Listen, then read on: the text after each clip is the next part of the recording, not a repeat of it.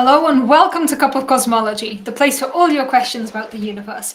My name is Diana Hooper, Charlie to friends, and I'm a theoretical physicist currently doing a postdoc at the University of Helsinki in the Helsinki Institute of Physics in Helsinki, Finland. And I'm a cosmologist, so that means that I study the universe, the contents of the universe, how things evolve, how things interact, cool stuff happening inside the universe. I love being a scientist. I love getting to study random stuff happening inside the universe. And I love chatting to everybody about all of the cool stuff that I get to research. So for anyone who doesn't yet know, Cup of Cosmology is an interactive stream. The idea here is that you people can ask me anything you want about physics, about space, about academia, about Finland, about myself, and I will do my best to try to answer. Of course, I won't have all the answers, but I will do my best to answer and tell you when I don't know something. If you haven't done so yet, please do like this video, leave a comment, subscribe, do all of the usual YouTube stuff, or Twitch if you're watching on Twitch. It really does help boost engagement, and then I get to tell more people about all of the cool stuff I work on. I see we have a bunch of the regulars coming in. Ange, Lethargo, Scott, great to see you all, as always. Great to see everybody. John, really nice to see you as well. Great to see the regulars coming in. Always nice to see you here. So yeah, this is an interactive stream. This means that I don't have a topic planned, and you all get to decide what we talk about. You can ask me anything you want, and I will do my best to try to answer. So you have control over what we talk about today. Hey, Yadri, great to see you as well. And John, we have lots of regulars coming in, some new faces coming in as well. Welcome if you're a first-time viewer. Welcome back if you're a regular. Great to have everybody here as well.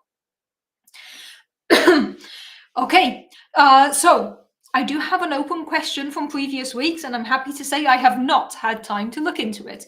So there is still the question that John asked me at some point about the possible study that found a possible connection between dark energy and black holes. I have not had time to look into that, but I appreciate the links you sent me, John. Thank you for sending me the information. I've just been too busy the last 2 weeks to actually look into it, but thank you for sending me that stuff. On that note, I know that last week there was supposed to be a stream. There wasn't a stream last week. There was a very valid reason for me cancelling the stream last week, and that very valid reason, life update, is that I now have 2 little cats in my house. So I've been trying to adopt cats for a while. I was waiting to hear back from some places, and then last week, like 10 days ago, 12 days ago even, I was put in touch with someone who was trying to rehome cats, and everything moved really quickly. So last Sunday there was no stream because I was settling my cats at home, and it was all very chaotic. It was their first day home, so that's why there was no stream last week. Also, it would not surprise me if at some point one of the cats makes an appearance in the stream, because there's one who likes climbing on this chair, but he is currently snoozing quite happily on the sofa. So you may or may not see cats in future episodes, but I'm very happy about this. So, question from Ange, what's the latest news in physics this week? This week in particular. So, there's, as always, science is a very slow process, and usually breakthroughs don't happen one day to the next or in the span of a week. But that said, there have been a couple of interesting things happening lately that I have not really looked into, but that I do want to talk about anyway. So I'm not going to talk too in depth about them because I haven't had time to look into them too much, but we're just going to superficially talk about a couple of things. The first one is something that came out, I believe this week. Yeah, the cats will come into the video if they want to. I'm not going to waken the one who's sleeping, because once I wake him up, he will be in zoomies mode. So I'm not going to deliberately wake him up. It's also why I'm talking slightly quieter than my usual hyper self, because the cats are sleeping. So, I don't want to wake them up when I don't need to. I'm sure they will wake up at some point during the stream, but for now they're both happily sleeping. If they stop sleeping, you will definitely see them. But for now they're snoozing. And I've kind of been saying for a while now that I know this wall is empty and something's missing there. The thing that's missing there that I've kind of hinted that was going to happen, there's going to be a cat tree here. Like kind of in this section here. So as soon as the cat tree arrives, there will be a cat tree here. So then there's a higher chance of you all seeing the cats in future streams. Also gives the cats access to the top of the cupboard, to the top of the bookcase, which they've already figured out how to get up to anyway, because these cats are little chaos monsters, and I love them for that. Okay, so there were 2 cool things that happened in physics, or physics adjacent recently. One is definitely, physics. Let's go with physics. One of them is an announcement by a team working with JWST data, where they have found some of the oldest or earliest galaxies they've ever been able to look at. So these are galaxies that are the furthest away they've been able to see, and this means they're the youngest and newest galaxies, because the further away you look in the cosmos, the further back in time you're looking. So if you look further and further away, you're going to look at you're going to see how things looked very, very early on. So by using JWST, the Just Wonderful Space Telescope, we can basically look back in time. We can look further and further back in the history of the universe. So there was a study recently where some astronomers or astrophysicists used JWST to peer at some really, really, really far away galaxies, which means some really, really young galaxies. By looking at these, the people involved in this study are starting to understand how galaxies actually form, like the first galaxies to form, how these form. So they're looking back like 10 and a half, I think it's almost like 12.5 billion years in cosmic evolution. The universe has been around for 13.8 billion years. They're looking so far back at some of the earliest galaxies. And it's really cool. It's a really cool study. I don't have the images because I did not plan for this. I should have planned for this, but I did not. As mentioned, I've been busy. It's been a chaotic week at work plus cats. So it's been busy. But yes, so the team has looked at these galaxies, and with this, they're trying to understand galaxy formation and what caused the very first galaxies to form. And this is already insanely cool, right? There's no need to hype it up even more than it already is, because we are using a massive telescope to peer back into 12 and a half or however many billion years of cosmic evolution. It's cool. Now, the thing that caught my eye about this is not how cool the study is. It's how badly popular science articles were reporting on it. Because the first headline that I saw about this was JWST sheds light on the formation of the universe. So if you've seen any headlines over the last week of like JWST unveils the origin of the universe, no, it did not. And let's be very clear about this. What JWST and what this team have done is really cool. They're looking at the oldest galaxies, or the galaxies that are furthest away, which means some of the youngest galaxies. They're understanding cosmic evolution. It's really, really important. It doesn't need extra flavor. It doesn't need extra clickbait titles, right? Because it's already very cool. So it kind of annoys me when you open the BBC, for an example, or whichever journal or newspaper you're reading these days, and the first thing I saw was JWST explains the origin of the universe. Like, does it though? Did you have to do that? No, they did not. So just to clarify what I'm talking about here, this is the standard picture of the history of the universe. At some point, we had what is called as the initial singularity. Some people call it the Big Bang. This is the point at which our equations break down. We have no idea what happened before this moment. This is where time starts. This is where we start all our equations. This is where we start all our calculations. Anything before that, if there was anything before that, is something we don't have access to. So our time zero is Big Bang. And this is kind of the origin of the universe, in quotation marks, or it's the origin of anything we can conceivably talk about. Anything beyond that, before that, is something we will not have access to. We do not have access to. After the Big Bang, we have the first thing that we can think about in the universe is this period of exponential expansion where the universe grew dramatically, which is known as inflation. After this, the first particles start to form. You have fun things where the forces might break apart. At some point,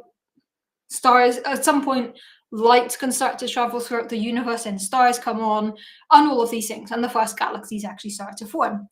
So the first galaxies are actually forming like 200 million years after the end of inflation, or after the Big Bang, if you want to call it that. So really, when we're looking at the oldest galaxies, we are looking at like a couple million years after the start of the universe, or the origin. So even though JWST is an amazing telescope, what it is looking at is galaxies. The first galaxies to form, which is 200 million years. Okay, you could say on the grand scheme of things, the universe is 13.82 billion years. What's 200 million years, give or take? We can say it's the origin of the universe. It's not. Because a lot of stuff happened in those first 200 million years, and a lot of stuff that JWST is blind to. So it's very, very cool that JWST and this team are looking at the formation of the first galaxies.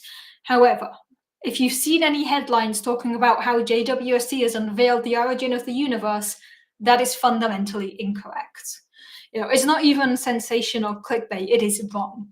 And I feel like it does a disservice to what is a very, very cool topic. The study is very cool. The results are very interesting. Focus on that, not on a clickbait title. Anyway, it worked because I clicked on the article to read it. So at the end of the day, clickbait works. I would have read it anyway if they'd given it a proper title. I just would have been less annoyed about reading it. But yes, as Scott is saying here, scientists baffled by misleading headlines. Indeed, I was once again baffled by misleading headlines. I can do the typical line here. I'm not even angry about it. I'm just disappointed. Just disappointed that they needed to do that. It's like saying that JWST is uncovering the origin of the universe is a disservice both to this study and to everything that came before it, including things like the oldest light we have in the universe, also known as the cosmic microwave background radiation, CMB for short. This here is the oldest light we have in the universe. This is a snapshot of what the universe looked like 380,000 years after the end of inflation, or after the Big Bang. And what we can see here is the temperature of different photons, particles of light in the universe. So in the early universe, we had three main components. There was dark matter doing its own thing, but there were three other main components. There were protons, there were electrons, and there were photons, particles of light. As the universe was messy and hot, all of these things were bumping into each other constantly. As the universe gradually cooled down, protons and electrons could combine together to form the first neutral atoms, at which point the photons, the particles of light, broke away and started traveling freely throughout the universe. They have been traveling freely ever since.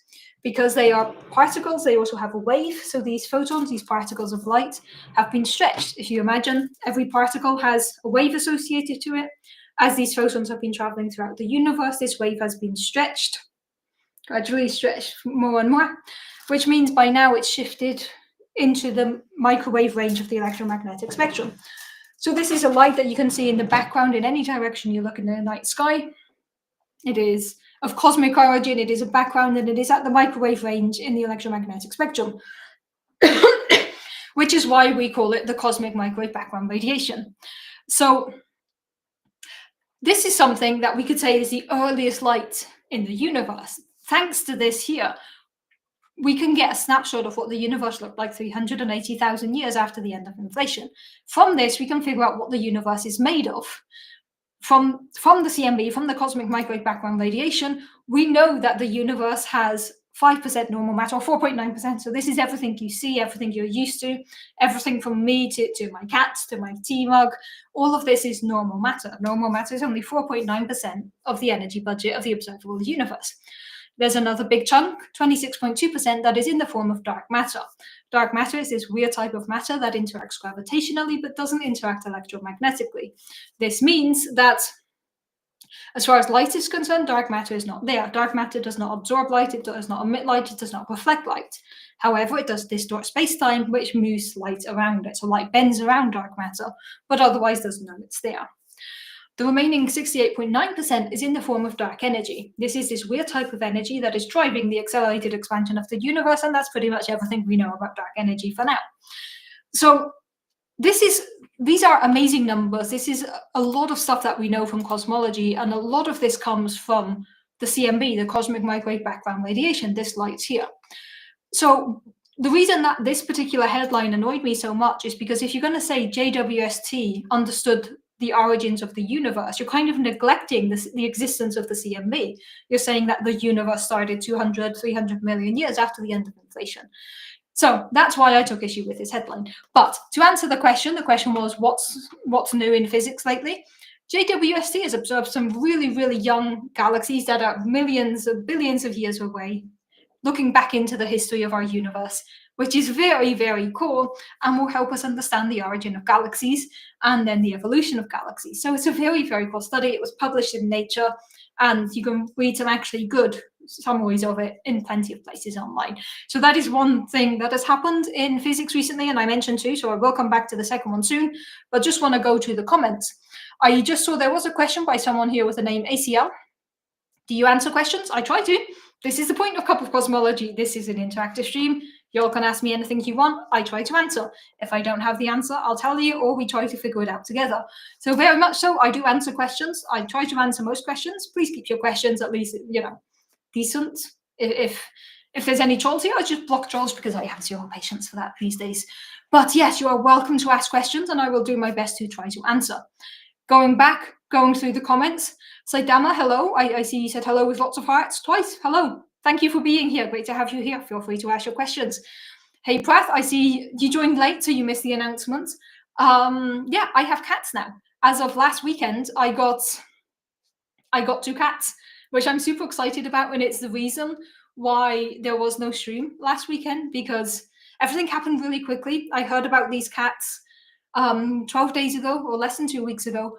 I met them on Saturday, and on Sunday they came home with me, so it was all super fast. The cats have now been home with me for 1 week. We're still trying to figure each other out. I've got 2 new things living with me. There's going to be a transition period here. And yeah, one of the cats, Otto, is asleep on the sofa. Gutte is asleep in the bedroom. I'm sure they will wake up at some point, because they usually, anytime I've been in a Zoom meeting this week, the cats have woken up and come to join in. So I'm actually quite surprised that they are still sleeping, given that I've been talking for 15 minutes now, because usually that's the time where they come and jump in and join in on the fun. One of them, Otto, likes climbing up here, so you will definitely see him at some point. But for now, he's sleeping, and I have no intention of waking him up just yet. Okay, ACL, this is a trick question. I saw you ask before, and then you asked again. This is a trick question. Why can you never see Venus at 1:11 a.m.? Hopefully, because you're sleeping. I don't know. Why can you never see I feel like there's a joke or a pun coming here. So I don't know, ACL. Where are you going with this question? Why can you never see Venus at 1:11 a.m.? I feel like I might not like the answer to this question, but yeah, go for it. Go for it. I feel like it's a joke, so go for it. Okay, let's see. Going back to the questions. Where were we? Going through the questions again. There's question. Okay. Before I get to that one, there was a comment. There's a question that I'm going to get to in a sec from Scott. There was a comment from Paul. Breaking news: JWST uncovers why did the chicken cross the road? Yeah, I mean, if they were discovering the formation of galaxies, without galaxies, there wouldn't be solar system. Without the solar system, there wouldn't be chickens. There would be no roads to cross. So maybe, yeah. I mean, it's as sensational and wrong as the title that they actually went with. Okay. Let's see, more questions. Sticking to this topic, I know there's other questions that I'll come to as well. Can JWST get spectra on those early galaxies it just found? I'm not sure if it's getting the spectra. Is it getting the spectra? Huh. I can't actually remember. It should be able to, because it can. That's something that JWST can, in principle, do. So we should be able to, but now I'm unsure. Let me just recheck the actual study, because then I can answer the question. Again, the main thing that jumped out on me from this was the fact that it had a misleading headline. But let me just see if I can just find this paper a minute. Yes. This is not the paper I am looking for. Okay, so to answer this question, I can't remember, but this is the paper I'm looking for. Formation of a low-mass galaxy from star clusters in 600 million-year-old universe. So the thing that they searched for was actually, or the thing that they observed was a galaxy that was formed 600 million years after the end of inflation, which is not the origin of the universe. It's 600 million years after the origin of the universe. But let me just see. The question was, can we get spectra? It is not initially mentioned. Yes, these observations provide our first spectral photometric view of a typical galaxy in its early stages. So yes, JWST in the study, they got both the photographs and the spectros, which means they can then actually figure out how far away it is and how old it is and all of the cool information about this galaxy. So found it. It is published open access in Nature, so you can actually read the full article without having to be hit by a paywall. Yes. Okay. So that was, see, this is when I don't know the answer to a question, I Google it and find the right paper. So I just found the paper in answer to the question that Prath asked. Yes, you can indeed find, the question that John asked, we can indeed get spectra on these early galaxies, and they did indeed do such a thing. Okay, sticking with this, and then we can go back to the other questions, because there's a few more questions I want to mention.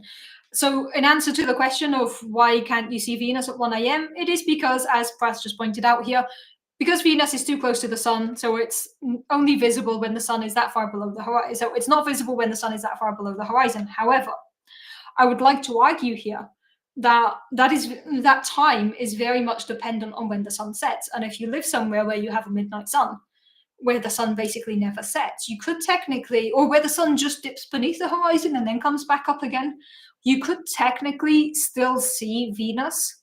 If you get enough twilight, you could still see Venus at random times of the day or the night. Because, yes, as you're pointing out here, it needs to be close to the sun. So it's never on the night side, so you would never see it during night. But if you're in a place where the sun doesn't dip too far beneath the horizon, you could still see it, potentially.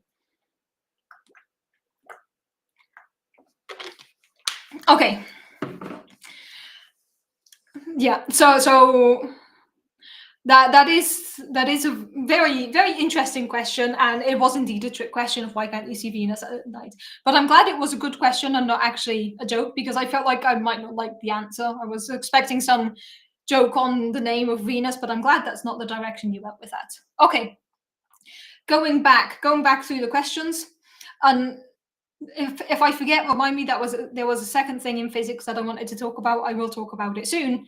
But sticking to the questions here, there's a question from Scott. What's the over under on how long it took between the first generation of stars to form and the first galaxies? Probably not much time. I don't think we have an exact answer to that question, but probably not much time, because in the way that stars form, a star is, or in the early universe, you have regions where you have dark matter and gravitational force pulling things in, and you have the pressure of hydrogen and helium burning, pushing things outwards. When you reach a certain threshold, this can collapse and form a star. Now, usually in areas where you can form one star, you're going to form multiple stars. So you have things like nebulas where you can start forming a lot of stars, star-forming factories as they're called. Once you have a bunch of stars together with enough dark matter, you can form a galaxy. So the interval between forming stars and first galaxies is going to be not a big interval.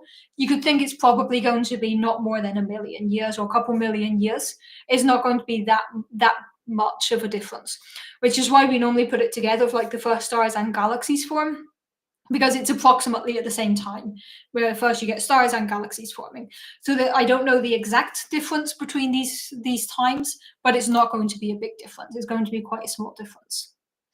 But it's a cool question. So we always lump it together with like the first stars and galaxies form. But of course, first you form stars, then you form galaxies.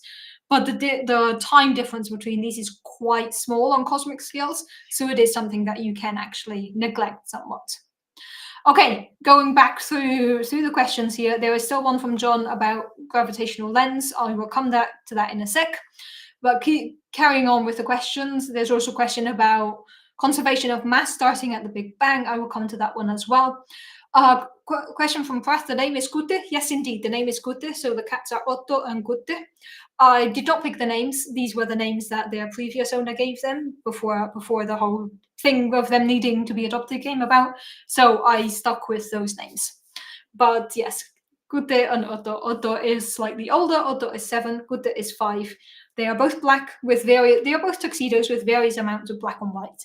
And they are both still somehow sleeping, which I'm quite impressed by. Okay. Yes, coming from press, technically it is a night then. I agree. Yes. If we have midnight sun, technically we don't get night. So my point there is you could still technically see Venus at 1:11 a.m. What you can't see is Venus at night. Yes. Night is only after astronomical twilight. I don't know if Venus is still visible if the sun is just below astronomical twilight. It can be. Depending where you are. Gutte is Hindi for dog. Wow, I did not know that. That is very funny, actually. That is very funny that I have a cat named Dog. I'm highly amused about that. Thank you for sharing that with me, Beth. That is a very amusing fact. Okay.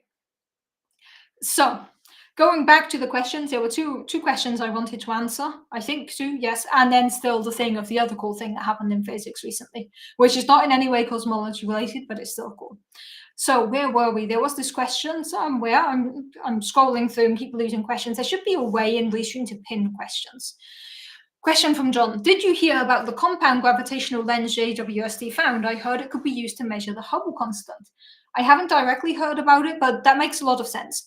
So the Hubble constant is the way we measure the expansion rate of the universe. We know that the universe is currently growing. It is growing faster today than it has in the past, so the universe is undergoing accelerated expansion. And we have a number that we use to kind of quantify the rate of expansion of the universe, and this is h naught, or the Hubble constant. Fun fact, it's not a constant. It's a constant in space, it's not a constant in time. The Hubble constant today is not the same as the Hubble constant was a million years ago, but we call it the Hubble constant. The cool thing about the Hubble constant is, depending how you measure it, you get different answers. So if you ask the universe, how fast are you accelerating? Depending on how you ask this question, you get different answers. This is what is known as the Hubble tension. There are two main ways. There's a bunch of different ways, but there's two main ways that you can measure this. One of them is using the cosmic microwave background radiation. So going back to my nice image here, which for some reason was not preloaded. This is not the image I want. As you can see, the CMB is like the very first one in the slide deck after the intro. So one way you can go about measuring the Hubble rate is using the CMB, the cosmic microwave background radiation. So from here, from this map, you get out your standard cosmological model, or the model of cosmology that best describes the CMB and a bunch of other observations. From the CMB, and from using the CMB and the standard model of cosmology that you just calculated, you can calculate the Hubble constant to be about 67.7. Another way you can go about asking how fast does the universe expand is by looking at the light coming from supernovae. So supernovae are what we call standard candles. We know how bright supernovae are, and therefore by seeing how much light we get from them, we can kind of figure out how far away they are from us. So we can use what is known as the distance ladder, where you construct a system, like you measure the distance to nearby galaxies that have Cepheids. You measure then galaxies that have Cepheids and supernovae. Cepheids are stars that have a specific brightness that we can use to get very accurate distance measurements. And then you find galaxies that only have supernovae. So you do this 3 scales. This is 3 steps: first Cepheids, then Cepheids plus supernovae, then just supernovae, and you can get distances to galaxies. By doing this, you can figure out how far galaxies are and how fast they're moving. Once you have this information, you construct what is known as the Hubble diagram, and you can pull out the Hubble constant. If you do this approach, you get a value of about 73.4. So while 67 and 73 are pretty close, they're too far away for comfort. So people are very interested in other ways we can go about asking the universe, how fast are you expanding?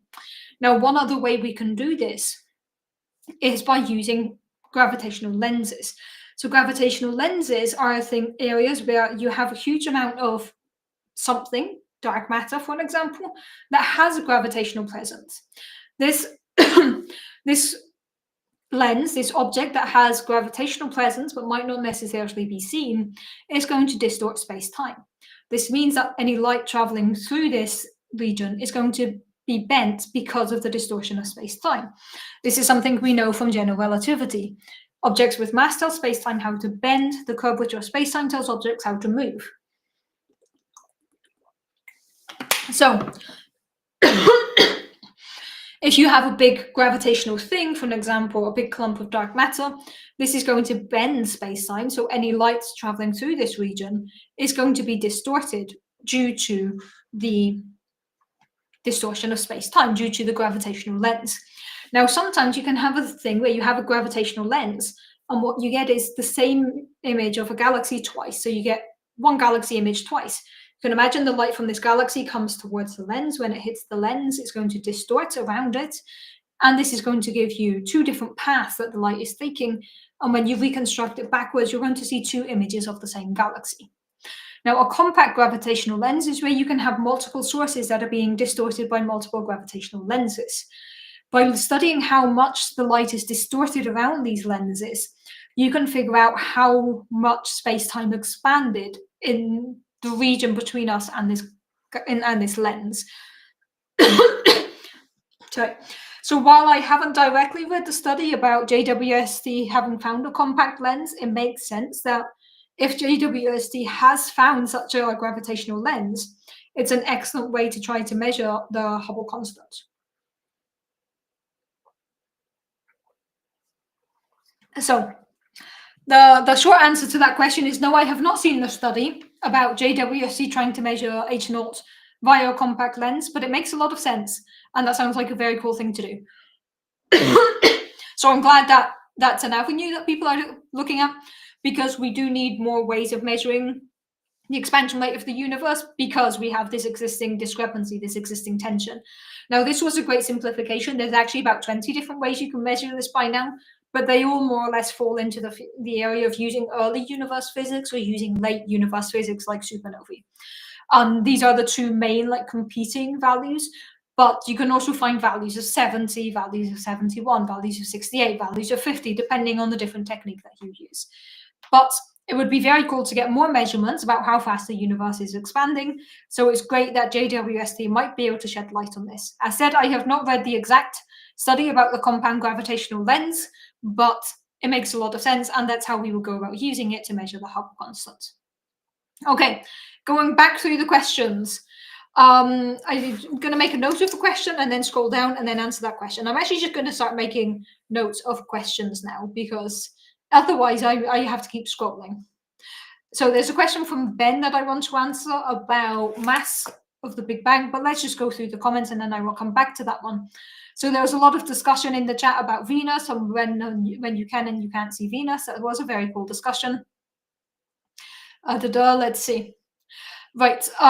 Yes, there's still more discussion about that. Okay.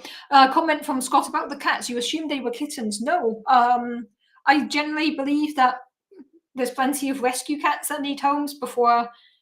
I don't think buying pets is a reasonable thing to do. I'm much more in the camp of adopt, don't shop.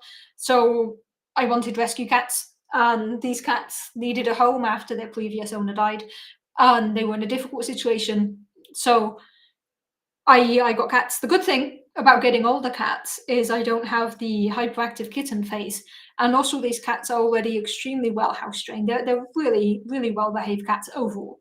You know, they are still waking me up at ungodly hours of the night, but they are overall really well behaved cats.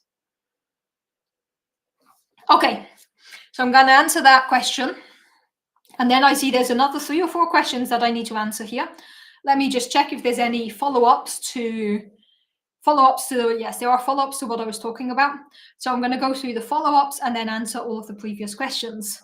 Hey, David Dunn, great to see you here in the comments. As always, really nice to see David here. So sticking with the idea of the Hubble constant, there was two joint comments from Prath. It still baffles me how confident you can be in the actual distances calculated with standard candles. Do they account for variations in mass density, relative velocity of the candle, space-time expansion? Yes, they do. So there is a lot that needs to go into this computation.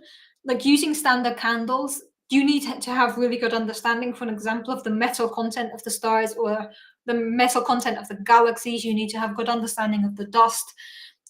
This is something that a lot of people have said as kind of a point of criticism to the standard candles, is there's a lot that goes into this. So there's a lot of places where mistakes can be made. But over the years, you know, this is something that people have been doing for multiple years now, and they've gradually been moving the error bars or making the error bars smaller and smaller. So the degree of belief in this measurement has been increasing. And I think 20 years ago, a lot of people, or 10 years ago, a lot of people were saying that the Hubble constant was actually just a problem with the standard candles. However, now there have been so many studies trying to find something wrong with this measurement and not finding something wrong, that it's reached a point that now the general opinion, it seems to have shifted more towards new physics, or something we still haven't figured out an answer to. So indeed, when you try to use things like standard candles, you have to account for mass, you have to account for star populations. There's a lot of things that you need to account for. And it feels like every year there's a new paper saying, aha, if you account for this random effect, you increase the error bars and you can no longer say with certainty that it's 73.4.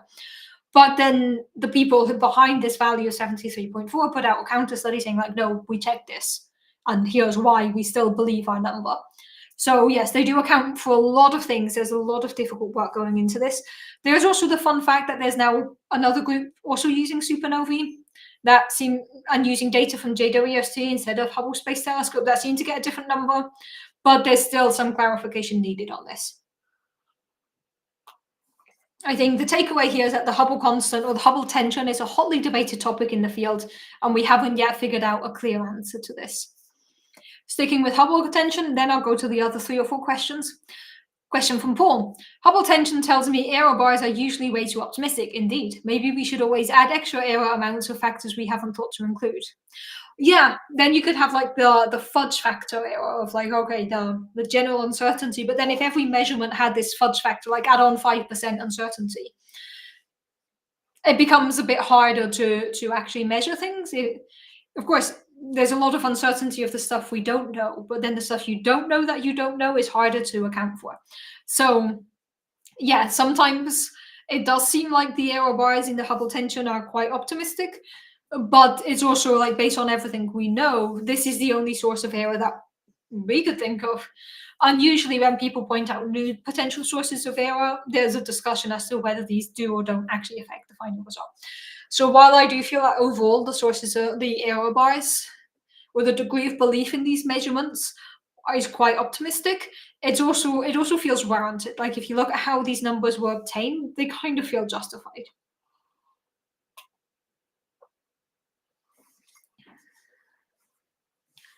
Okay, comment from ACL here. If the light was split, so talking about this idea where you have a gravitational lens and the light is distorted. If the light was split, it seems like the density of the light would change. Looking down at the water splitting around a boulder, there's more water directly around the rock. Okay, so the idea here, that's a good analogy to think of. But there you're thinking of a body of water splitting around a boulder. Whereas when we're talking about light coming from a star or a galaxy, the idea is that this galaxy is going to emit light in every possible direction, right? So a galaxy or a star or any object most objects in the universe radiate light spherically. So it's not so much that the light is being split, is that different photons take different paths. So because imagine this is a galaxy emitting all the light, when all of this light reaches a gravitational wave, you probably have like a front of light, and that is what gets distorted around it. So it's not so much like the whole body of the photons, because you can consider them individually or individual light beams, light rays, and that is what is getting distorted, if that makes sense. But that's a good analogy to think about. Sticking with cats. And we have 2 conversations going on right now. Cats, Hubble constant. There's 3 questions I need to answer, and there's the other thing in physics I want to get back to, which was the first question Anja asked. I'm going to get back to that one. Comment from Prathia. You are in the weeds when your error bars need error bars. Indeed you do. Yes. Okay. Comment from Scott. My 3 cats were all rescues as well, but they were also still kittens. The previous owner dying hadn't occurred to me. How sweet of you to take them in. Thank you. They needed to be taken. Do you think they understand? I think they do. I think the cats are very aware of what's happened. They've had some difficult months because they were kind of in a temporary home for the last 2 months until I was able to take them in, or until I heard about them. So I think the cats absolutely know what's happened, but the cats are adjusting well, and I'm very happy about the cats. Okay, so sticking. Okay, yeah, there's a comment here from Ange. Cats grieve too. They will feel comfortable in their new home, though. Yes, cats do grieve. This is something that is well documented. That cats do experience grief. Cats kind of understand the concept of death, like not in the sense that they're going to have a funeral, but they can mourn, and they can tell when someone's missing. Okay, let's see. Just Akbar, I'm not completely sure where you're going here with your comments. I'm not completely sure I understand what you're getting at there. Okay, question from John. That's an off-topic question, or not off-topic, it's a great question, but I'll come back to that in a minute because I want to stick to Hubble constant and then go back to all the other questions that need answering. Sticking with light being distorted, comment from ACL. If light was bent along its journey by lots of different gravity sources, wouldn't the picture be blurry because of this? Yes. But usually when you're talking about the light coming from a galaxy, to distort it enough to actually have a noticeable impact, you need a big, massive object, like a big gravitational lens. You can have smaller things that will create some distortions, but in order to have a noticeable distortion where you could actually have 2 images of the same galaxy, you need a big, massive amount of lensing. So you need a big, massive gravitational object. Okay, I'm going to go back through the questions and answer the rest of the questions that were here.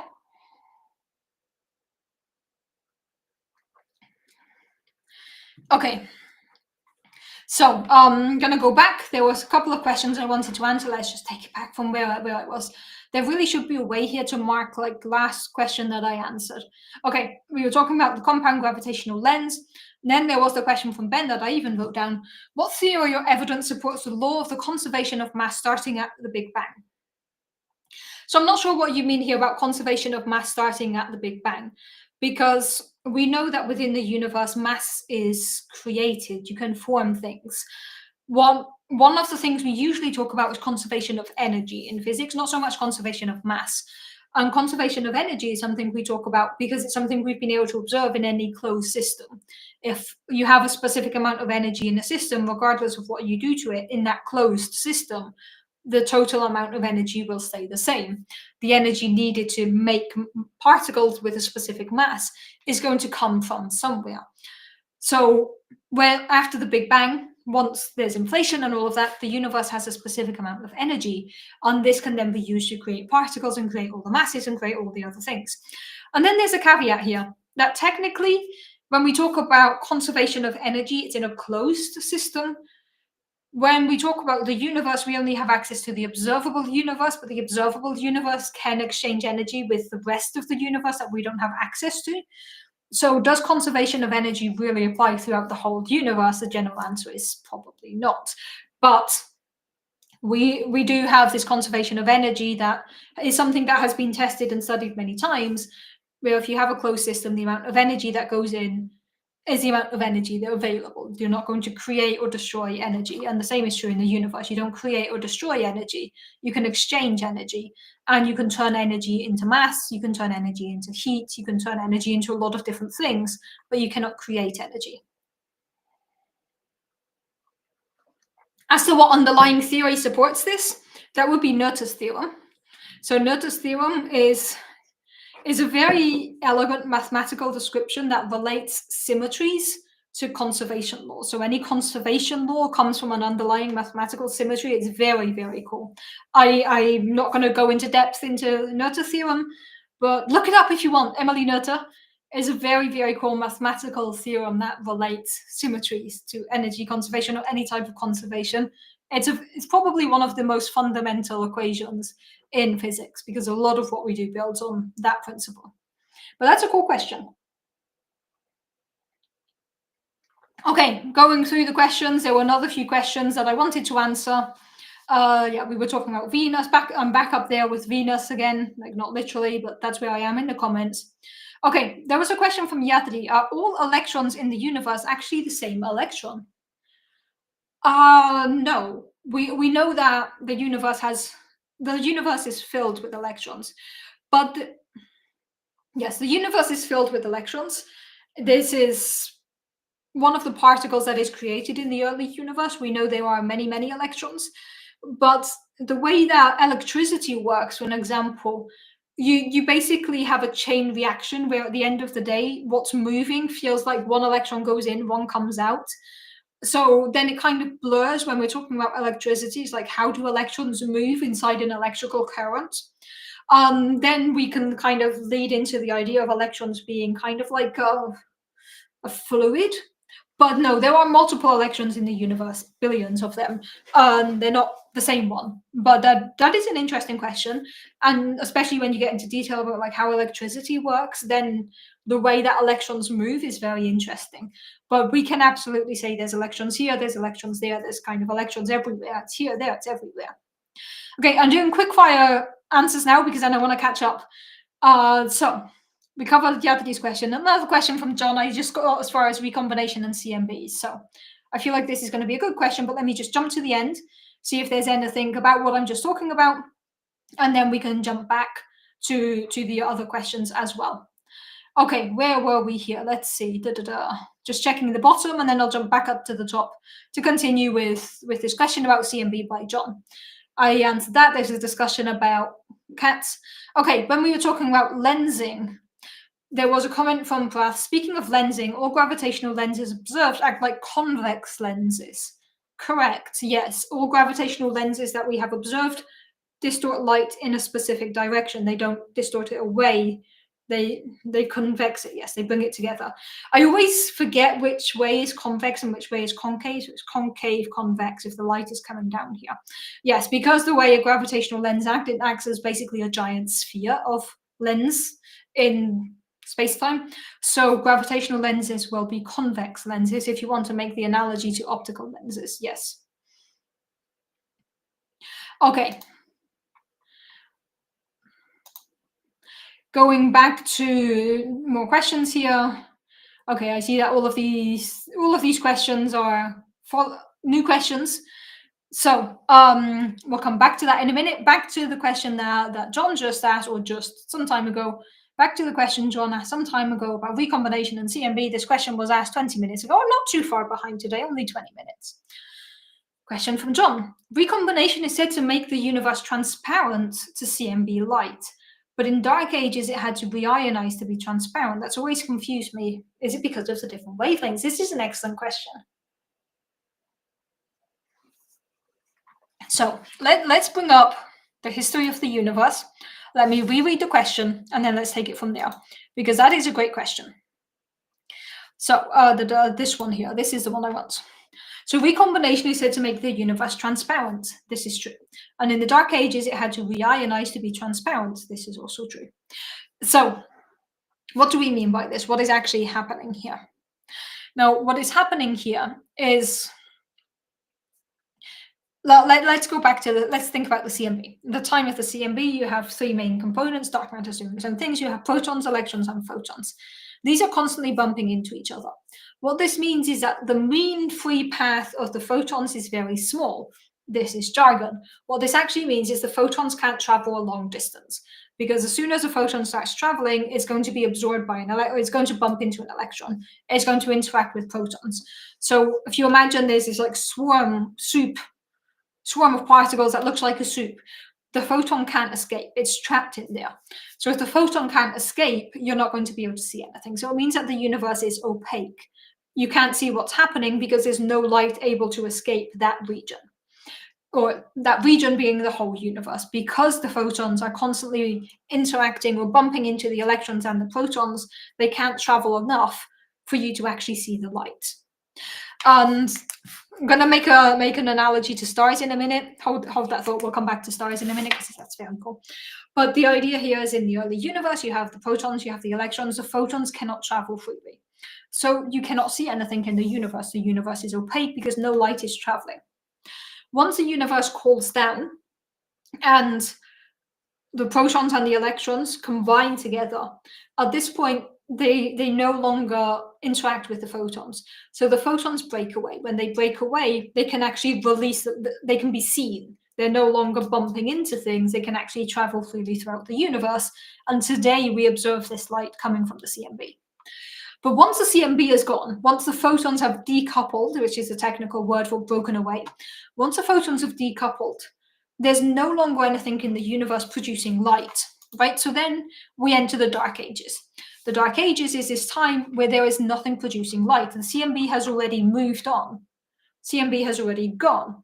So at that point, what you're left with is darkness. Because the CMB has already decoupled, the CMB has already started propagating, doing its own thing, there's nothing producing light in the universe at that point. So then we enter the dark ages.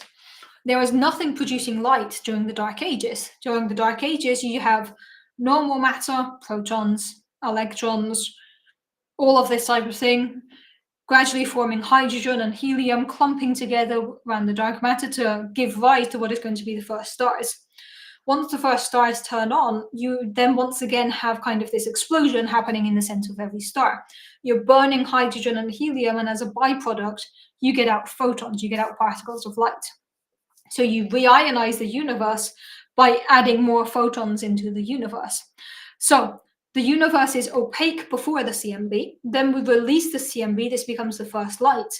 And then the universe is not even opaque. Then it's dark because there's no sources of light until the first stars form on. until the first stars form or the first stars turn on. So you do have both of these processes where the universe is opaque until CMB, and then there's the dark ages because there's nothing producing light. Then stars form, and you reionize, you re-inject light into the medium. So it can be a bit confusing when you think about it sometimes, because you're like, early is light, but then we enter the dark ages. So it is a very good question there, John. I want to go reread your question if I can find it again. So you said here, recombination is said to make the universe transparent. Yes, because it allows the CMB to actually move the photons of the CMB. The photons produced in the earliest fractions of a second after the end of inflation. These photons are finally free to travel. Then we enter the dark ages, where it's completely dark. It's not transparent at this point, it's dark. And then when the first stars turn on, you get light traveling. And this is why when we look back in the universe, or further out there in the universe, first we're going to see all the galaxies, and behind everything else, we're going to find the CMB, because it really is the oldest light, is the furthest away. So hopefully that answers your question, but it is a very good question there, John. It's good to think about the fact that we had an opaque universe, then we had a basically dark universe because the CMB breaks away, and then you actually get the bright universe filled with stars and galaxies that we see today. Hey, Sophia, great to see you. I saw you just jumped in here. Really nice to see you here. Okay, so comment from Pras sticking to this. How dense was the universe when it was opaque? Is it comparable to the density of any everyday object? I think the density is insanely big, like bigger than anything we can conceive of. But what we're more interested in here is not so much the density of the universe, but the distance that photons can travel. And this depends on how many things are going to prevent them from traveling. Now, the reason that light doesn't get through paper is because there's nothing in here that's going to absorb or re-emit the photons to let them pass through. The reason you can't see through an object is because photons bump into something and then they can't go through. And I wanted to make an analogy when I was talking about how dense the early universe was, or how compact it was to the point that photons couldn't travel. Fun fact, this is what happens inside a star. So even though, if you consider the star, our sun, for an example, a star is constantly burning hydrogen and helium, and then heavier and heavier elements. As a byproduct, we get out photons. But the photons that are produced in the sun or in any star are actually produced in the core. This is a complete tangent, by the way. It's just vaguely connected and it's fun. So the photons are actually produced in the core of the star. Now, these photons can't directly escape because there's so much other stuff happening. What then happens is these photons will bump into something else, which will absorb them and re-emit them. And gradually, the photons get closer and closer to the surface of the sun. So the photons that we see today, the particles of light that we see today coming from the sun, were actually formed a couple billion years ago. Billion or million? A couple million years ago inside the star. So it takes millions of years for the photons to actually escape from where they're formed inside a star to us actually being able to see them. I think this is really cool when you think about it. When you look at the sun, the light reaching your eyes wasn't produced 8.5 minutes ago, because that's how long it would take to travel from the sun. It was produced millions of years ago, and those photons went on an incredible journey to escape the center of the star before they can actually reach us. And it's the same principle when we have the CMB. I can get rid of this now. When we have the CMB, or before the time of the CMB decoupling, you have this you have photons. So you have protons and electrons bumping into each other, and nothing can escape. The photons can't escape because they're too busy bumping into each other. Once those are coupled together, it's much easier to navigate, to move through the room, or to move through space. And in the star, we get the same process. We have the photons being produced at the core of the star, and it takes millions of years for them to escape. And I think that is very, very cool. And I see that just as I was answering that, Prath asked the question, is this opaqueness comparable to why it takes photons a million years to escape the center of the sun and reach the surface? It is exactly the same. Yes, I didn't even read your question. Glad to see we're thinking the same thing here. And as Prath is saying, general PSA, don't stare directly at the sun unless you have proper equipment. Please don't just go look at the sun. It's not advisable. It's not a good life choice. But yes, it's very, very cool to think that the photons that we see today were produced millions of years ago in the center of the sun. And it just took ages for them to move out. I've heard an analogy that people use sometimes to think about these photons escaping the sun. It's like, imagine if you're in a crowded party and you're trying to leave, and it's very hard to leave because every time you walk, someone wants to say hi to you and someone wants to chat to you. So you bump into people, you stop to chat, and then by the time you get out, it's taking you a while. However, if it's late in the party where everyone has their own kind of cliques and groups and everyone has their own conversation going, you're less likely to be stopped as you walk through because everyone's already doing their own thing. So this is kind of like with the CMB. Before the CMB can escape, can decouple, there's too many protons and electrons, so the photons can't do anything. Once the protons and electrons have kind of coupled up, the photons are like, okay, I'm going to make my escape now. So that's basically the CMB is trying to leave a party early, if that makes sense. Comment from Scott here. So those hypergiant stars take even longer and their lifespans are shorter. I wonder if those values could overlap. Yeah, so there are photons that are produced in this. The bigger the star. Well, it's not so much the bigger the star. It depends really on the density of the star will affect how long it takes photons to escape.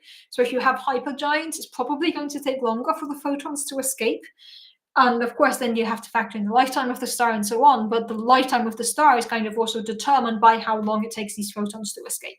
So there's always going to be a distinction there. Okay, let's go back to the questions. That was a very good question there, John. And it also just allowed me to do this random tangent about stars because I think it's so cool. And it's something we don't often think about because you look at a star and you're like, oh, yeah, I'm getting the light coming from hydrogen and helium burning up in the sun.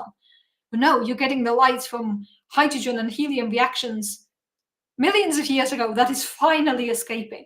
And then it takes an additional 8.5 minutes to reach the Earth, and then it enters your eyes and it gets absorbed.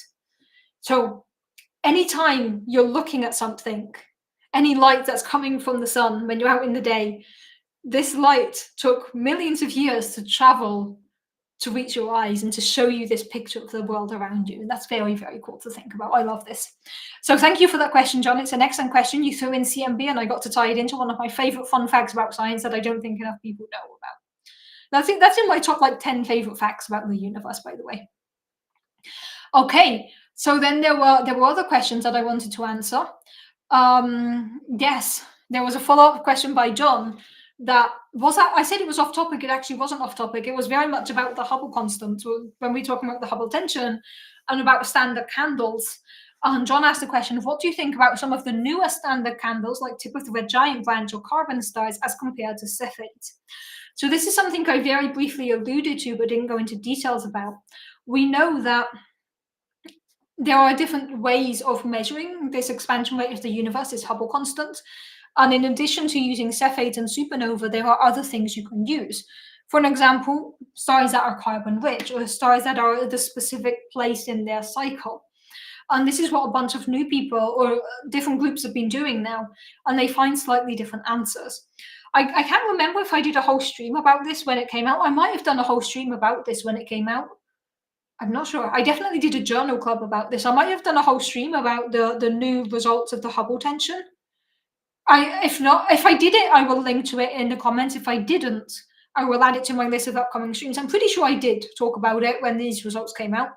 And my conclusion was it's a very cool method, but we need more information and we need more data before we can say this is better than Cephate. I think the big thing here is that we've been using Cephates for 10, 15 years now.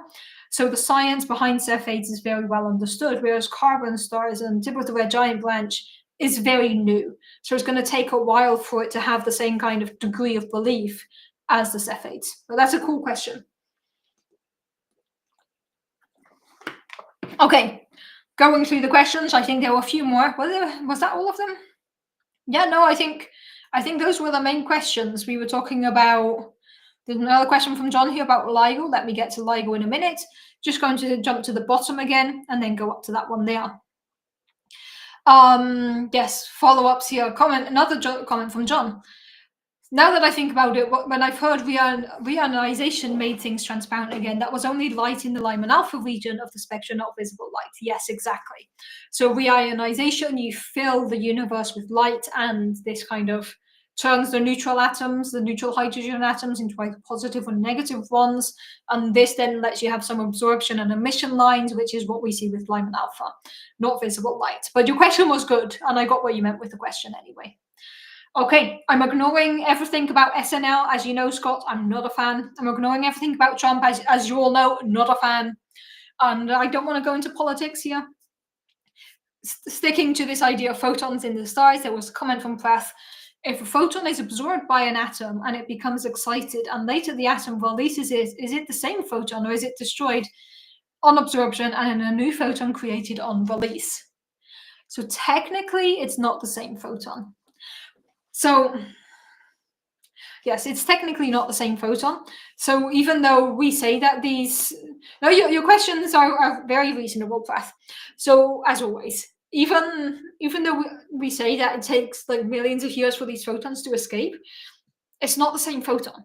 What actually happens is you produce a photon and then it will be absorbed by an atom. That atom can release another photon and so on. So it's kind of, it triggers a chain reaction. So it's not the same photon that escapes, but it's a chain reaction of photons where you produce one, it gets absorbed, it emits another, gets absorbed, it emits another. It's also when I talking about in the time of the CMB, where the photons bump into the protons and the electrons. What does bumping into actually mean? What it actually means is they can be absorbed and re-emitted. So in an atom, for example, you can absorb a photon. This basically kicks, if you imagine the simplified picture of an atom, I'm going to draw this, and anyone who's done any type of physics or quantum physics is going to tell me that this is a terrible depiction. I know this is what we usually think of when we think about atoms. So we have the protons and the neutrons here, and then we have the electrons in orbits. This is a bad picture. This is a simplification. Don't believe this picture, please. This is an antiquated picture, but it's the simplest one to draw. So please bear in mind that this is a simplification. But if you have an electron here, when you get a photon coming in, this is a photon coming in here, it can basically be absorbed by this electron and kick the electron to a higher energy level. At some point, if the electron drops back down to the lower energy level, it is going to emit a photon. So then, a photon goes in, a photon comes out. Is it the same photon? Is the ship of Theus the same once you've changed every part? It's an interesting question. So technically, no, it's not the same photon. So when I say that these photons take billions or millions of years to escape the sun, technically, those photons are destroyed and another one is created in its place. And you do this enough times, and a million or so years later, the photon escapes, but it's not the same photon. So that is an excellent question there, Prath. I didn't want to go too in detail in this, because then we have to get into what it means for a photon to bump into something, but it is a very, very cool question and a very cool point to make. Okay, follow up here. So it's the energy carried by the photons that remains the same even if the photons change. Exactly. So the amount of energy is the same. It is absorbed, it's re-emitted, it's absorbed, it's re-emitted, but the photon itself changes. So then you can get into the philosophical question of, is it the same? What makes a photon a photon? Is it the same photon? Is it a different photon? Essentially, no, it's not the same photon, but also you can basically consider it to be the same photon for these conversations. Very, very, very cool questions here, Prath. This is always something very fun to jump into. It's a very cool topic. Okay, going back, where were we? I know there were still some questions I wanted to answer. Yes, there were still some questions. We were somewhere around here. Yes, I know there were still a couple questions, I think, by John that I wanted to answer. We answered the Sander candle. We talked about density of light splitting in lenses. We talked about cats being rescues. Yes, then there was a question somewhere here, the question from John. Has LIGO ever seen gravitational waves from type 1a supernova that was visually observed and used as a distance measure? No, not to my knowledge, no. So supernovas are stars that have reached the end of their lifetime and they can explode. A star is a constant battle, gravity pulling inwards, pressure pulling outwards. When a star reaches the end of its lifetime, it runs out of fuel to burn. So it basically explodes as a supernova, sends elements throughout the universe, and what's left behind is a husk that becomes either a black hole or a white dwarf, depending on the mass. Now, supernova can produce gravitational waves. Quick recap here. For anyone who hasn't caught my previous streams, gravitational waves are ripples in the fabric of space-time. They are tiny, tiny, tiny, tiny ripples in the background of the universe caused by basically anything that is accelerating in a non-uniform way. So if I'm just spinning perfectly constant speed like this, I do not produce gravitational waves. If I'm spinning at a non-constant speed or moving my arms erratically, I produce gravitational waves. These gravitational waves are tiny, tiny, tiny, minuscule things. If a gravitational wave were to pass through me, the effect would be first I get taller and thinner, and then shorter and fatter, kind of like this. But the distance, the difference would be that equivalent to 1 part in a billionth the width of a human hair. So if you take a human hair, the width of it, you divide it into a billion, that difference, that distance, that's how much I would grow or shrink due to a gravitational wave hitting me. So ridiculously small effect. We can measure gravitational waves using lasers, which is kind of cool. LIGO is a ground-based observatory trying to measure gravitational waves, not even trying, succeeding at measuring gravitational waves coming from black holes smashing together, neutron stars smashing together, and black holes and neutron stars smashing together. It's very, very, very cool. We also do think supernova could produce gravitational waves. However, we're not sure whether they would be in the right detection, in the right frequency for LIGO to detect them, or if you'd need something else to detect them. And then there's the thing that a supernova happen very, very infrequently. So in order for supernova to happen within the time scale that, LIGO's only been taking data for the last 6 years, 6, 7, 8 years, something like that by now, 2016. Yeah, that makes it almost 9 years, actually. So in order to get a supernova, you need it to have happened at a specific time and be in the right frequency. So to my knowledge, LIGO has not seen gravitational waves coming from a supernova yet. But if we can get that, that would be very, very cool, because then it's something we can observe both with electromagnetism, with standard telescopes, and with gravitational waves. And it would shed a lot of light into how supernova work and how gravitational waves work. It would be very cool. So I don't think we have found any supernova yet with gravitational waves, but it's something that people are very keen on doing in the future. It is a very cool idea. Okay, I think I answered all of these questions going through again. Just checking here. Yeah, just checking answered these questions. Question from ACL. I think light moves in two-dimensional sheets, one after another from sun. Huge spheres of light moving outward, but the light is the surface, one surface after another. Is it? I would have to check that. Sounds like it could be right, but I would have to check that. Okay, still a few more questions here. Still some questions to answer. There's a lot of very cool questions here. It's going to take a while to get through them all, but we will get through them all. Comment from Scott: when I drew this was this the old atom conceived by Niels Bohr? This is the oldest one. Is this? Yes. This is the first models of the hydrogen atom that we had. Was it Bohr or was it Rutherford? Let me just check, because I always mix those up. Rutherford is yes, it should be the Bohr one. I'm just rechecking a diagram. Yes, the one I drew is the Bohr atomic atom. Yes, this thing here is the Niels Bohr model of an atom, which has been superseded by later, more accurate models. Okay. Right, let's go back to the questions. There were still 3 questions that I saw that I wanted to answer, at least 3. So we covered lenses, we covered a lot of cool topics. Another very cool question from John here. I haven't read it yet. I'm just saying a very cool question because I assume it's going to be, because John always asks very good questions. Is there anything you all ask good questions, you know what I mean? Is there anything useful you can learn by watching a background galaxy getting occluded by a foreground star in the Milky Way? That sounds like a cool idea. I am not sure if you'd learn anything useful from that, because at that point you just have light and more light. Like, something we often do is we learn about a bright object when something darker passes in front of it. This is one of the ways we try to look for exoplanets. We look for something that's going to block out light coming from a distant bright object. This is also what the Proba 3 mission is going to do. So there was a telescope that launched very, very recently, recently being last week, I believe, called Proba 3. And one of the main things it's going to do is simulate eclipses. So it's two telescopes, I believe, that are going to basically block out light from specific regions, and it's simulating eclipses in order to study the bright object behind it. Now, the problem with using a star, a Milky Way star, to do this technique is then all you're going to get is a light from the foreground star. So you'll no longer get the light from the background galaxy, because if something's closer, you're just going to get more light from it. So I'm not sure if you'd gain anything from using a bright source to cover another bright source. I feel like there could be some potential, but what I could imagine is that all the light from the distant galaxy, if there was a star, we're thinking one star, but it's closer, so it can block out a whole galaxy that's further away. That's kind of how that works. Oh, that actually worked pretty well.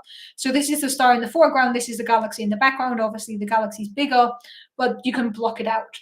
So I'm wondering, if you do that, would you actually gain any insight to the object behind it? If this were dark, yes, because then you have kind of the light diffracting around it.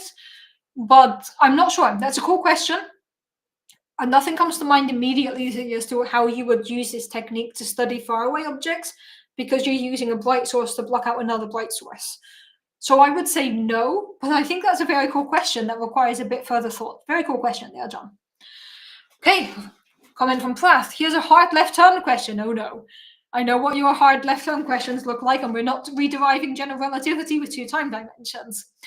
Here's a hard left turn question from Pratt. Does vacuum decay violate conservation of mass energy? I'm going to go with no, but let me think about that. So vacuum decay is a very cool idea, scary idea, that the universe could exist in a metastable state that could at some point drop to its true minimum, and it would basically cause the entire universe to blink out of existence.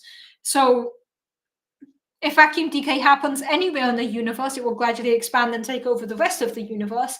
And not only will it destroy everything, it will delete all memory of anything ever having existed. So not only does it just wipe out the universe, it wipes out the rules of physics and replaces them with a new set of rules. We have no idea what said universe would look like. Is vacuum decay going to happen? Probably not. But it might. And it's very cool to think about that. If that has started happening, it could be heading towards us and we would not see it coming, and there's literally nothing we could do to prevent it. I have done entire streams about vacuum decay because it's a fun topic.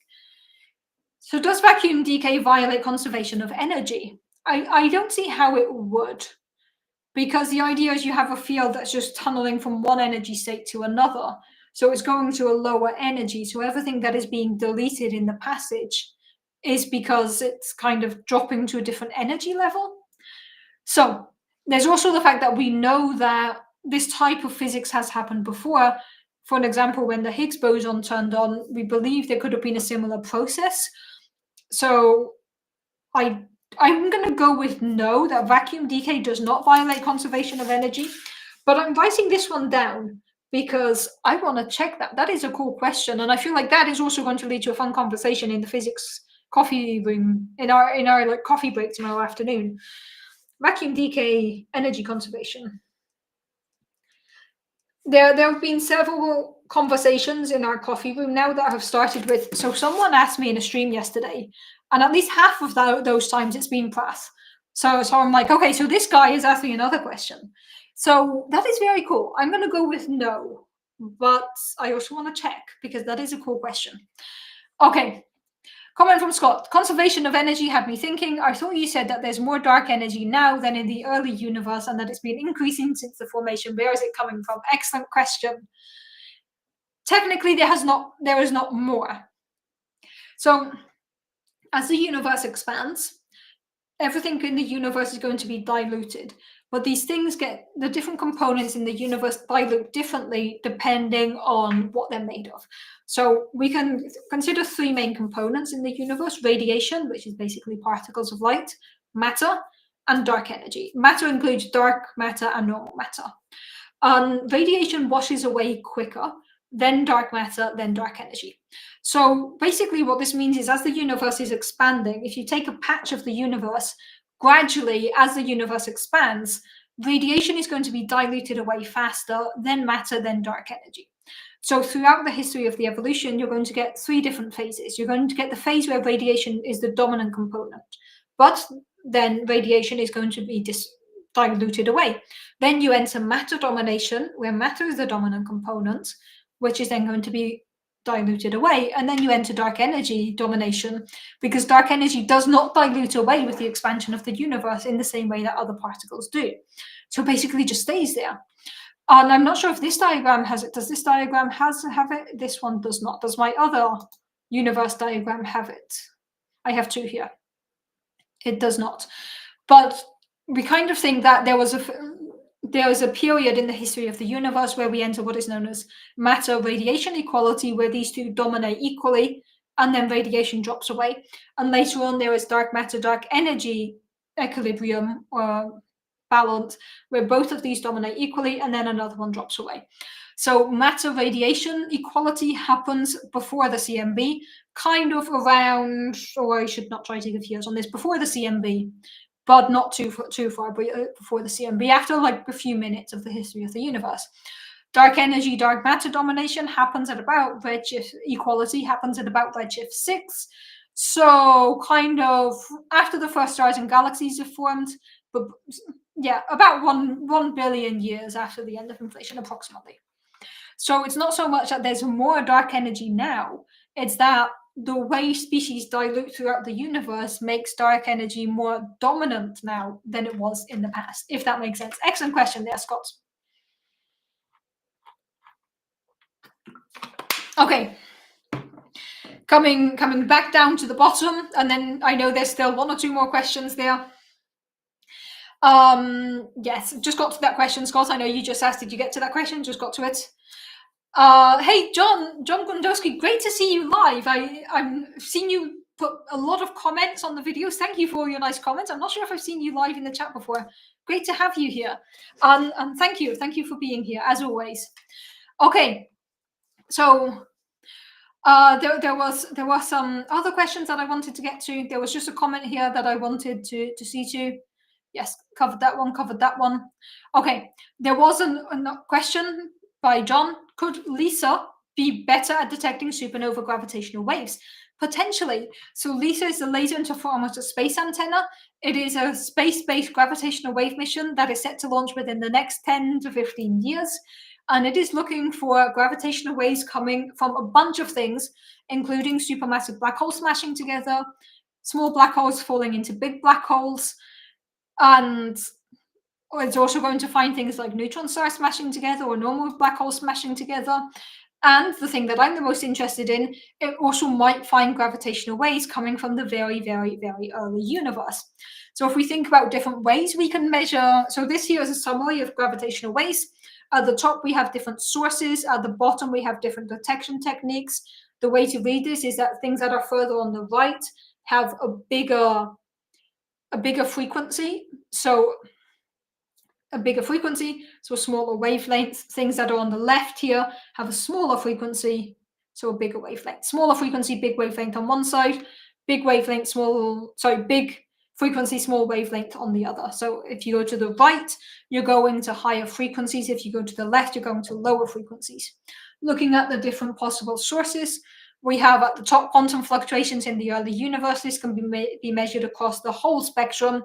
Then you have things like supermassive black holes, compact binaries, and then we do have the rotating neutron stars and supernova, which falls more or less in the regime, if you look at the bottom, of terrestrial interferometers. So supernova should be detected more with LIGO than with LISA. LISA is the second one from the right, that's labeled space interferometers. Then there's also pulsar timing array and the CMB that I'm not going to go into. But to answer your question here, John, I think supernovae, if they produce gravitational waves, which we believe they do, we're much more likely to see these with LIGO, Virgo, Kagra, the ground-based ones that we already have up and running, then with LISA, the future space-based one, which is going to launch in 10 to 15 years, and it is the one I'm working on, which is very, very cool that I get to say that. It's a very cool mission, and I love that I'm working on said mission. Okay, I think there were some other questions. There was another question I wanted to get to. Where was I? We covered that one. Yes, there was a follow-up from Prath when we were talking about vacuum decay that I already briefly answered, but answering properly. Does vacuum decay destroy dark matter and dark energy like it destroys normal matter? Vacuum decay destroys everything. It destroys matter, it destroys dark matter, it destroys dark energy, it destroys light, it destroys the laws of physics, it destroys the concept of there are four forces. Here's how particles interact. It takes our standard model, it takes our rule book of physics, and it throws it in the bin. And it says, here's a whole new universe, start again from scratch. It might be similar to the universe we live in, it might be radically different, we don't know. If vacuum decay happens, if it exists, nothing survives it. Nothing. It's the ultimate reset button of the universe. Don't worry, it's probably not going to happen. Don't let it scare you too much. It might, but it probably won't. And if it does, you won't be able to do anything about it. So no need to worry about it. Not sure if that helps. I find it reassuring. I know a lot of people find vacuum decay scary. I think it's a cool way for the universe to end. It's like the ultimate Thanos finger snap, except it doesn't delete half, it deletes everything. We'll delete Thanos as well, and the stones, like literally everything. No coming back from that. Is this like the second or third stream in a row now where I've actually made a Marvel reference? Damn. As someone who does not actually like Marvel films, I'm surprised that I just randomly made a Thanos reference. Okay, so I think we answered those questions, answered all of these questions. I just scrolling through again, and I think I've caught most of the questions by now, except whatever's just come up at the end here. So I just answered the one about Lisa. Yes. Just answered that one and said hi to John there. What if it's all God poop? What if? It might be. Might not be. Does it change anything? You know, what if dark energy, dark matter, normal matter is something that God will just here's your universe?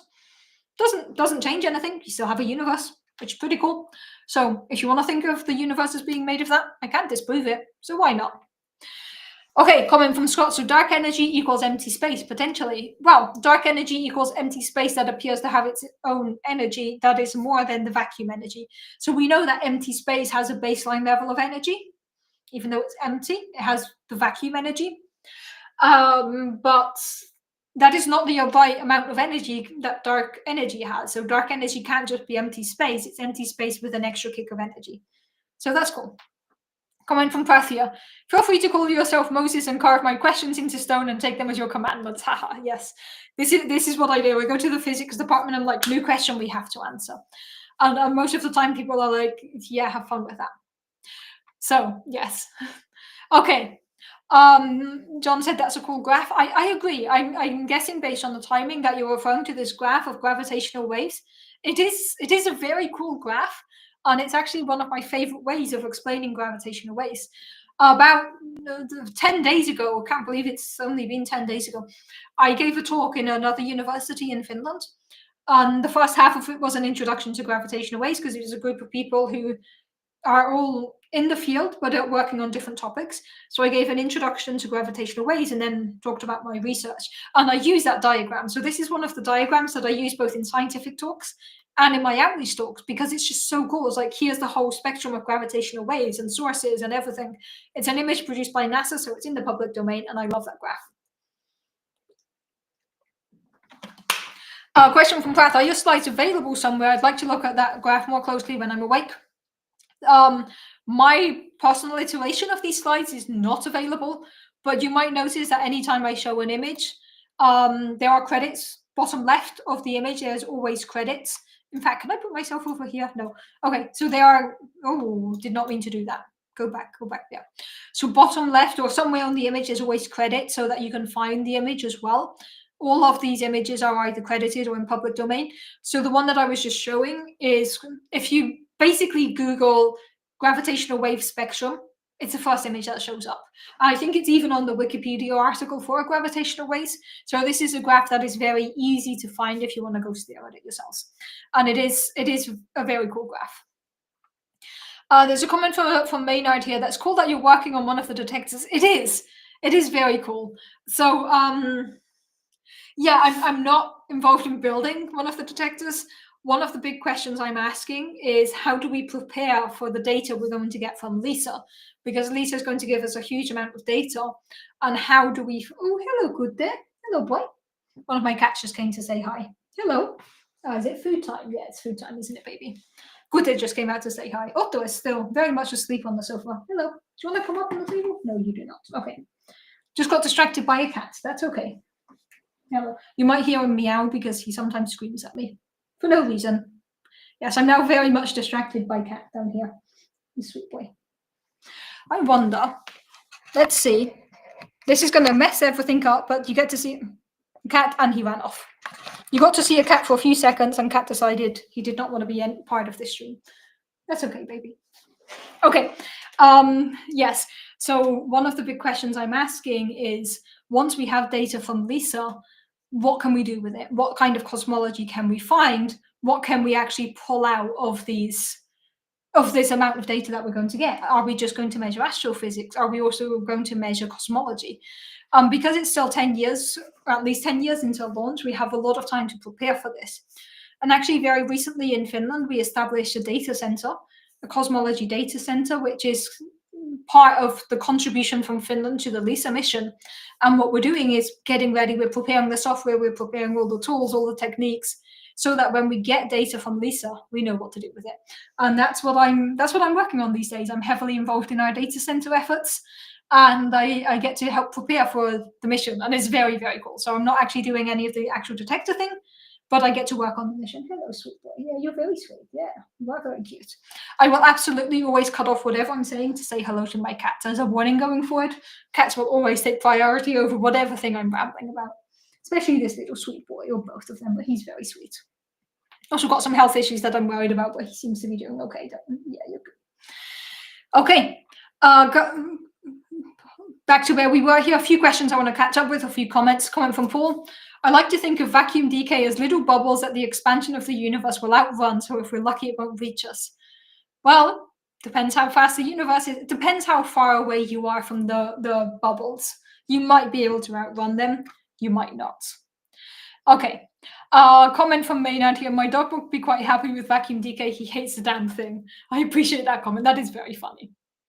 Okay, comment from John here. Like primordial black holes, I guess they are a threat. Maybe not. I think black holes sound very scary, but the thing about black holes is gravity is the weakest of the four forces. So you need to be quite close to a black hole for it to actually have any impact on you. So even if there are billions of black holes out in the universe, unless you actually get close to one, you don't have to worry. And the universe is pretty big, so it's quite easy to avoid black holes. It's also like there is a supermassive black hole at the center of every galaxy.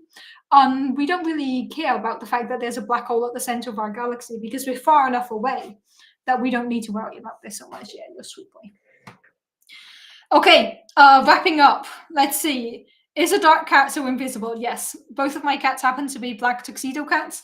They're very good at hiding, which is difficult.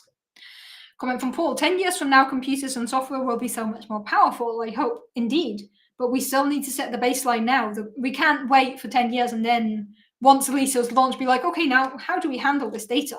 You know, we've convinced some people to give money to the European Space Agency to build this thing. Now we need to be ready to actually do the science with it. So unfortunately, we can't wait for science to progress, for technology to progress. We have to start doing it now. Okay. Otto will be the new CMB image game. We'll all be counting down to how soon we see him. Let's see what I can do about that. This is probably not going to work, but there is a sleeping cat. That is Otto. Very much sleeping on the sofa. Yes. Kurte has now gone off again. There we go. You got to see a dark, blurry patch that I'm telling you is a sleeping cat. And there's another one over there. Those are my cats.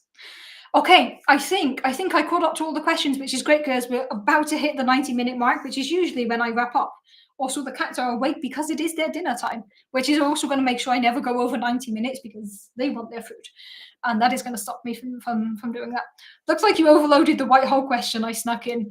Oh, I overlooked the white hole question. I did. I remember seeing at some point something about a white hole, but then I completely lost the question. Where was that question? Let's see if I can find it. If not, maybe put your question again. I know at some point I saw the word white hole and then completely ignored the fact that there was a question about white holes that I needed to get back to. Yes, where was the question about white holes?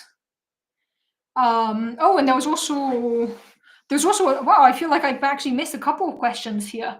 Because there was also the question by Prath, is it the same analogy for why matter has mass because it interacts with the Higgs field? I'm not sure what that was a reference to, but I feel like I missed that one. Okay, yeah, I know somewhere there was a question. Found it. So there's a comment from Prath. Maybe you could detect white holes by looking for concave gravitational lensing. Cool question. I'm not sure what concave. Well, would that still work though? Because yeah, I think we need to draw a Penrose diagram again to figure out that question. Would a white hole produce an inverse effect of gravitational lensing where it scatters light instead of moving it together? Cool question. I'll have to think about that. That is a very cool question, and I don't have an answer immediately. Yes, I know it's your dinner time. Good is staring at me. It's his dinner time. Yes, you got to see a sleepy Otto, and you got to see a blurry line on the floor that was Kutte before he decided to run away from the camera. Okay, so I think I answered most of the questions. I have some written down to think about. But thank you everyone for the questions. This was super fun. I loved all of the questions and the comments and the jokes. It was really nice to have all the questions. We talked about a bunch of different things and different topics, which is always fun. So yeah, I always really enjoy these streams. I love that I come on and I have no idea what the topic of the day is going to be, and then I see which direction you will take me in, and I realize that nobody has pointed out something that I promised at the start of the stream and then completely forgot to talk about. The first question that Ange asked today was what's new in physics, and I said two things, and the first one I went into detail about was JWST and the misleading headlines. The second one that I wanted to mention, and now I'm just going to mention and not talk about at all, is the fact that there has been a progress in quantum computing. So quantum computing is the idea that we can basically use quantum properties to do insane amount of calculations really quickly. It would be a massive step forward in quantum computing, like in computing power and technology. It would be amazing if we could figure out how to build a quantum computer. We are not there yet. But apparently, Google just recently snuck out, like, hey, here's a new quantum chip we've been developing, and if the headlines can be believed, it does a huge amount of calculations, like orders of magnitude more calculations than have been done before. But it's still very early stages, and it's still like a lot to be discussed. So, two cool things have happened in physics. Going back to the very first question. JWST stared at some old galaxies, some very young galaxies very far away, and there might have been some progress with quantum computers, which is always fun because when the quantum computing revolution eventually comes, it will completely revolutionize the way we handle technology. But I haven't read a lot about it yet. I just know that this is something that has happened, but I haven't yet seen the pushback or the feedback. So it might be that some people are skeptical about this. I have not yet read it, just saw the headlines, was like, that's a thing I should think about and read at some point. So that was the second thing I wanted to mention 90 minutes ago. Excellent questions today, everybody. Okay. Yes. Prath, you've clarified the analogy of why photons take time to leave the core of a star being similar to a person trying to leave a party. Yes, this is an analogy that people have absolutely used before as like why something has mass. Yes, it's the same analogy. We just use it in multiple situations. You're correct about that. Okay. So, last time Google said they had computed something gazillion times faster than traditional computers, someone made a traditional computer algorithm a year later to do even better. Yes. I mean, even if it's not true, what they're claiming, it just fuels progress. It fuels the conversation, and it's always good. Quantum computers are something that will be very, very useful if we eventually have them, but we are not there yet. Okay, I'm just going to very quickly glance at my calendar before I announce the next stream. I believe there should be a stream next week. Yes, next week is 22nd. Okay, there should be a stream next week. And then I might be taking some time off over the Christmas break. Not yet sure about my Christmas break. My Christmas holidays have now just become like, chill with the cats, which is an absolutely great holiday plan. Plus write a grant proposal that is due on the 8th of January. And I'm still super annoyed about the fact that I have a grant due on the 8th of January. Who does this? Academy of Finland does this. Why? Why is it the 8th of January? When am I supposed to write this grant and still have a holiday? Anyway, tangent aside. Thank you everyone for joining. This has been super, super fun. My cats are definitely good at demanding attention. Otto is still snoozing. I should be online next week, same time as always. That is 7 p.m. if you're in mainland Europe, 1 p.m. if you're on the east coast of the US, 10 a.m. if you're on the west coast of the US. There is a time zone converter on cupofcosmology.com where you can figure out when the next stream is in your own time zone. If you feel like there's a burning question you have that I didn't answer, you're always welcome to get in touch.